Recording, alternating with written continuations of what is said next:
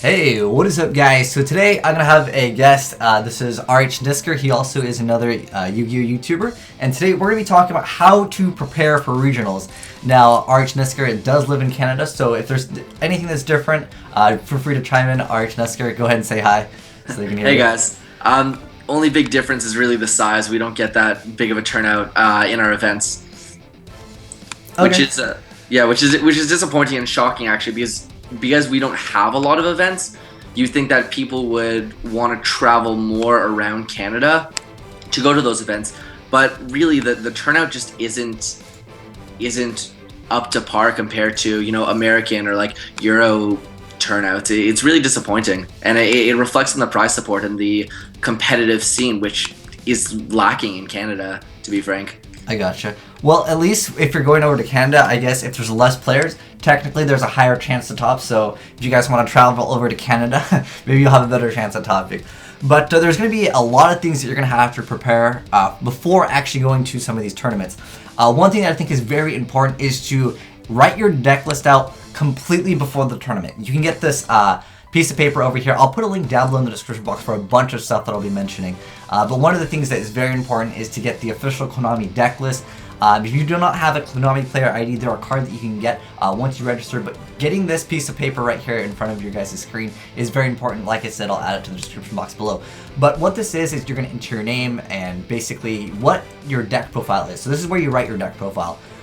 Before going to tournament, you should decide what you're going to play before the tournament. Don't run the deck the day of if you've never played the deck, because generally you're going to have less of a chance of winning. But if you're just looking to have fun and you're like, you know what, I'm going to take this deck, I don't even know what I'm playing, that's totally cool too. I love being able to see new decks that are really innovative in the game, although generally everyone's going to be playing something that's meta, something that's very familiar, like as of right now, Burning Abyss, the Cliff Force, the Shaddols, like those are going to be really relevant in the game. And sometimes you can have that surprise factor where you're playing a deck that no one realizes. But one thing that's very important when you're filling out all this stuff right here, make sure you write out the full card. If you write a card like Bottomless Trap Hole, if you just write bottomless, you can get penalized, which actually makes it so you will lose one of the games in your matches. So your opponent will have a free game on you. So definitely write everything, double, triple check, make sure everything is right in the quantities, because if you're running maybe, let's say a card that's limited like Soul Charge, and you write that you're running 2 copies of, you can get penalized for that. So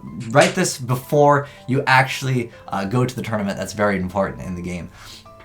Yeah, relating that to some decks, let's say you're playing something like Lightsworns or Blackwings, where it's just Blackwing everything, Lightsworn everything, all these long names. This goes as a general rule, especially if it's one of your first events that you're going to. Never be afraid to ask a judge something. If you want to abbreviate something, or you don't want to write out Blackwing, Boar of the Spear, and all these long names, never be afraid or shy or feel stupid to ask a judge. And if you don't feel comfortable with their answer, usually the head judge is always available, and usually they're a lot older, they're a lot more experienced. So if you're a shy person, definitely ask the judge, or even ask your friends. But when you're looking at more official Konami stuff like names and abbreviations for not being penalized, confirming with a judge whether it's your deck list or just any rulings in the middle of a game. Doesn't matter if your opponent, gets mad at you or tries to tell you about like stalling or anything. Learning is all about asking and experience. So if you have a question, especially about deck lists, definitely confirm with judges. It's very helpful. Also, another good thing to know is the rulings on certain cards. Different judges do rule things differently. So if you're playing in Canada, or if you're playing even in different places in the United States, sometimes judges will say, no, this is the way the card works. And that if that's the tournament that you're going to, you got to go by whatever the head judge says. Don't ask any judge, by the way. Make sure you say, can I ask the head judge on a ruling? And make sure you're very specific on the card, because sometimes during certain circumstances, things can resolve differently, just depending on, again, who is going to be the head judge at that time. And don't be afraid to read your opponent's cards. This is another thing. If an opponent says, yeah, this card does this, make sure it actually does that, because sometimes you run into that problem where you realize that your opponent couldn't have made this move because this card says like you can only use a earth monster to synchro someone with this or something. Make sure you read your opponent's cards. Especially when responding. Before responding is very crucial. Yeah. Because there's so many times where like you have like something to negate a summon, something to negate something, and you let a summon go, and then it's just like, oh, my card does this, and it's like, what? Like when Mega Mobius is a card that, you tribute it, and if you tribute with a water monster, you can hit 3 back row and your opponent can't respond. So, you summon it. There have been multiple times where I've summoned Mega Mobius, and, someone's tried to chain Compulse, and I said no, and they're just like, what? And just didn't read my card. And it ends up really hurting, and it's kind of a dumb way to lose or be at a disadvantage, because it really only takes 5 seconds, and you could learn something new also. It's also good to get more familiar with all the cards that your opponents are playing for games 2 and 3 when you decide to side deck. And also, I want to mention, some of these regionals, they are further away than where you live. So if you have a bunch of friends at locals, get a group of friends together. It's always nice to travel in a group that way. If you're getting a hotel, you can save on money. You all pitch in for a hotel or something like that. It'll be much cheaper, and it's going to be much more fun. That way you can hang around with your friends, and you'll just feel more comfortable at the actual event. But other things to bring, I know this sounds stupid, don't forget your deck. This happened to a buddy of mine. We went to regionals, he was playtesting all night, and he just left his deck, and he did not put it in his backpack. So make sure you actually have your deck with you. I know it sounds stupid. Also, if you have a dice or a coin that you need for your specific deck, maybe you have a deck that flips a coin, rolls a dice, make sure you actually have it there, because sometimes players that you sit next to, they don't want to let you borrow your stuff, and you're like, oh my gosh, I don't know what to do. But make sure you bring a coin, bring a dice if your deck requires it. Also, the most important thing on this is if you have a card that is foreign, make sure you bring a translation for whatever area that you're in. Technically, you do need it. It is actually in the rules stated that if you're running a card that is foreign, you do need a copy of the translation. Now, you cannot play Japanese OCG cards because, first off, they have exclusives, and also rarities are different in the game, and you just cannot play anything that is in the OCG, meaning if something is in Korean, Japanese, I believe there's now finally Chinese Yu-Gi-Oh cards. I know for the longest time they all played the Japanese cards. But make sure you do happen to have the translation, whether it be in Spanish or French or Italian. You do need the English translation. At least that's how it is in the United States. I assume it's the same in Canada. Yeah, it's the same in Canada. Okay. The only difference we have is French cards. We actually don't need a translation for French cards. I don't know if you guys have the same. I guess it would be with Spanish, might be for you guys, but we actually don't need. We could refuse to give a translation if we have a French card, even if I'm in Toronto. Okay. A lot of things that a lot of quote-unquote pro players do, and I know some of them will get angry for me pointing this out, but the reason why a lot of players play foreign cards, honestly, guys, is it's so you can't read the card. And a lot of times players are too nervous to ask what the card does, and a lot of them don't even have the translation, but they are required to have the translation. The reason why they actually play them is so you can't actually read the card, and that way they can, oh, this does this, and then they just say what it does, even though sometimes it might not work in their favor. But generally, that's why they use foreign cards. But another thing that is actually pretty important is to actually bring food or something to drink. Make sure you have some food, because if you're low on energy, sometimes you can get too tired and make misplays and stuff like that. I know at some events they don't even have food. Is this the same over there in Canada for the originals? Oh, they don't have food ever. Sometimes they have ever. Water. Like big YCSs. Never at regionals though. Okay, yeah, we have water in California. They usually have water at the events, but they do not actually sell food at the events sometimes. You can call in and order pizza or something like that. Usually it's at an area that does have food, but the food generally is going to be very, very expensive, because it's usually at some type of venue that hosts large scale events, and they're going to be like $10 for a slice of pizza or something. It's absolutely ridiculous, but sometimes you got to pay for it. But another thing that's important is to bring money.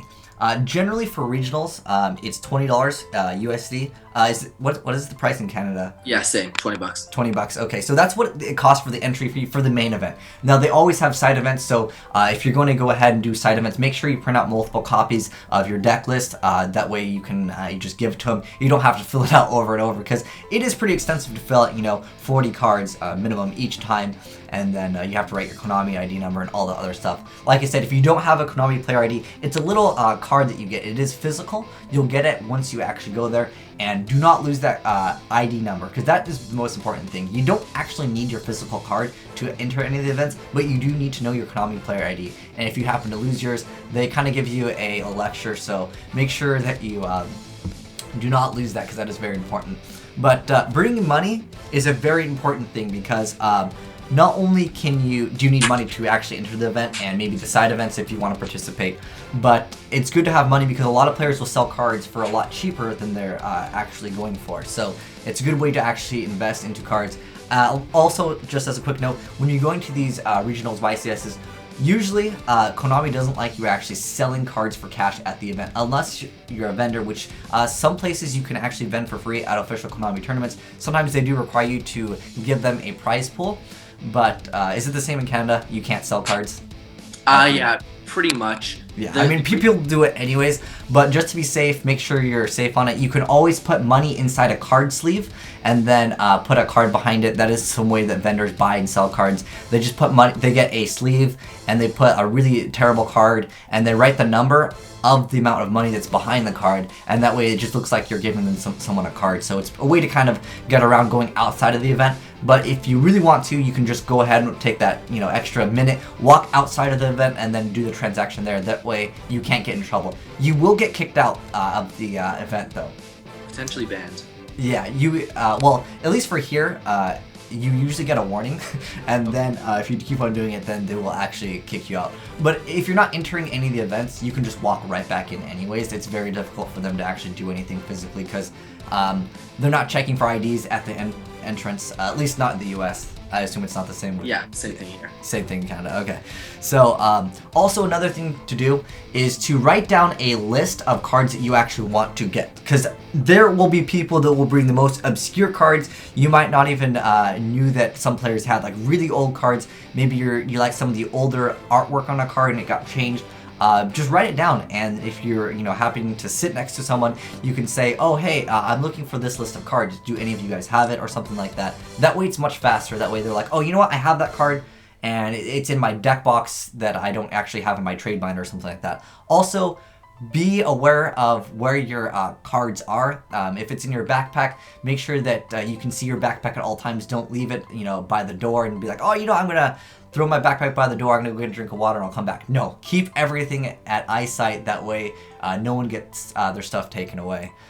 That's just something that you gotta be aware of, because it would really suck if you got your deck list or your deck stolen. That happens all the time at events.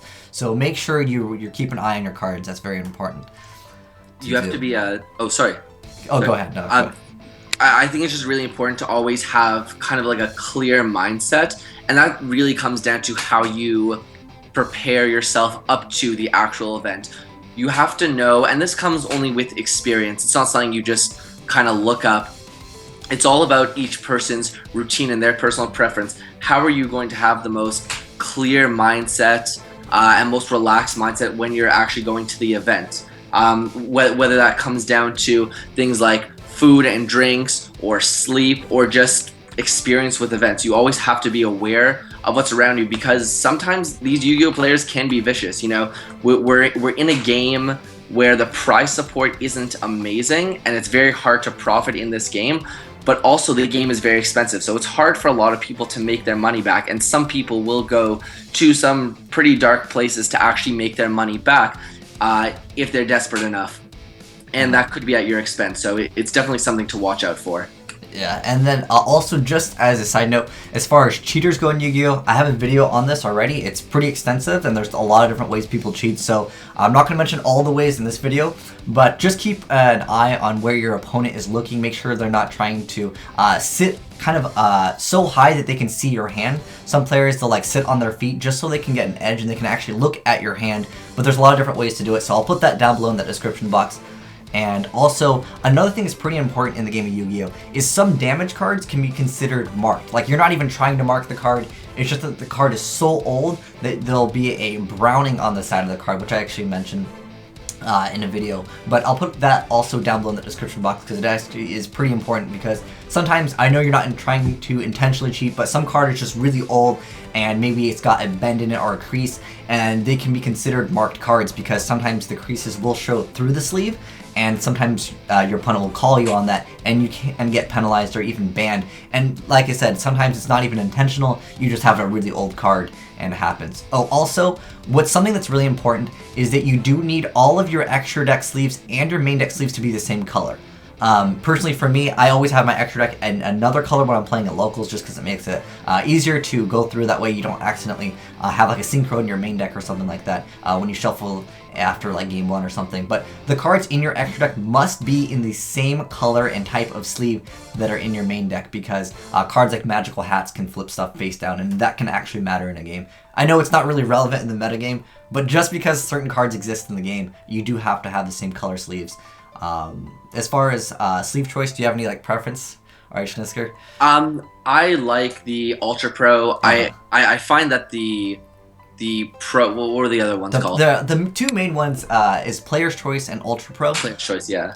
One thing I do want to mention, because it's kind of relevant in the game, if you have clammy hands or you sweat when you get really intense during a game, the Player's Choice tend to stick to each other if there's any moisture in between. So make sure that if you're running Player's Choice that you don't have clammy hands, because if a card accidentally sticks and you draw and you happen to draw 2 cards, you can get a game lost or penalized or even banned for that. So make sure that if you have clammy hands, I would suggest to get a matte sleeve. It doesn't have to be Ultra Pro, not sponsored by them in any way, but it's just something I want to mention because you can get penalized for that. I mean, people will call you out on the most ridiculous stuff in the game of Yu-Gi-Oh!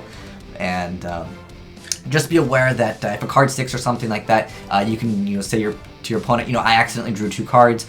You want me to put it back, both of them back? You want me to shuffle? It's always good to do that. If you make a mistake, ask your opponent what you want them to have done for the game, because sometimes you can get into a game state where it's irreparable, meaning that you cannot change the game state.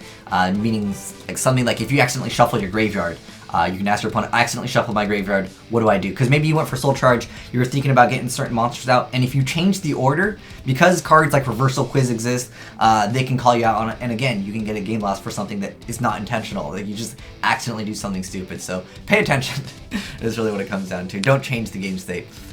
And be prepared. Just be prepared for everything, whether it's a player you've never encountered or a card you've never encountered. You really have to keep a very open mind when going into these events, because you're going to encounter a lot of different people, and those people may not have the same play style or card choice or ethics as you. So don't assume that everyone's kind of just happy-go-lucky. This is a competitive tournament, and of course it's great to have fun. I think everyone should be having fun at these events, but some people are really just in it for the money and for the prizes and for topping the event. So if you want to have fun, that's awesome, but please make sure that you're keeping yourself safe, and just don't be naive. Make sure that you're always aware of what's going on, and check your cards, check your sleeves. Make sure that the sleeves aren't damaged themselves, because there's been a lot of cheating in the past, and a lot of the cheating in the past has been from Mark's sleeve. I believe there was Simon who put like a cross on. He took his fingernail and would cross his opponent's power cards to make a little crease on top, and then he would be able to stack those cards, not by looking at the cards on the bottom, but actually just by checking, let's say, slashing Monster Reborn, just while you're looking through your opponent's graveyard, and then by looking on the top when you're shuffling your opponent's deck, you could put those cards to the bottom. And that's why also when your opponent's shuffling your cards, you want to ask them to look at you or just not look at the cards. Ask them politely, don't be aggressive, don't make any assumptions, because you don't want to have any conflict with your opponent. You just want a nice, calm game, because a hostile game is not a fun game to play, whether you're playing for fun or playing competitively. Yeah. Oh, also, there's no go-backsies in this. If you're playing on Dueling Network, sometimes I understand that you accidentally misclick on a card or something like that. If you're playing in a tournament and you say, I want to activate Soul Charge, and your opponent says, okay, you can't say, wait, hold on, I want to change it, because 99, actually 100% of the time, they're going to be like, no, you activated it. Unless it doesn't favor them. If they don't want you to activate it, then maybe. Generally, if you put a card on board, that card is now in play. Unless, of course, you cannot activate the card. Like, let's say that Vandy's Emptiness was on board and you activate Monster Reborn, you can't actually activate it. So it would not actually be able to go through, and therefore you can't even activate it. So it wouldn't actually go to the graveyard or anything like that. So keep in mind that just read all of the cards your opponent really throws out. But I think that we've covered pretty much everything, unless there's anything that you really wanted to talk about. I think that's pretty much it. I think the most important thing to take out of this is, if you want to do well at events and consistently try to top events, go to as many events as you can, gain the experience, test what kind of rituals pre-game or during the game works for you. That's really, really important to know. I like to listen to music in between rounds. It calms me down. Sleep.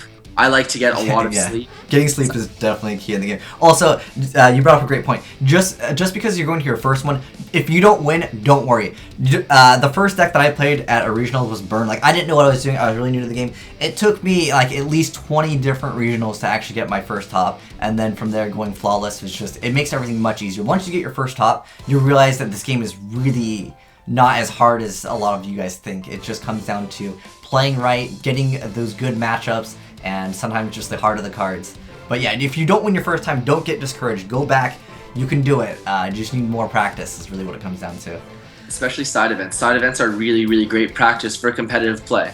Yeah, side decks are definitely key in the game of Yu-Gi-Oh! But anyways, guys, if you want to check out RhNisker's channel, link down below in that description box. He also does other Yu-Gi-Oh! Videos. And thanks a lot, RhNisker, for tuning in with me. Because I knew I was going to forget something, and I didn't know if Canada had different rules, so it was good to have that aspect of having another player from a different area. But anyways, guys, thanks for watching, guys. azneyesreplays and RhNisker signing out. Take care, guys.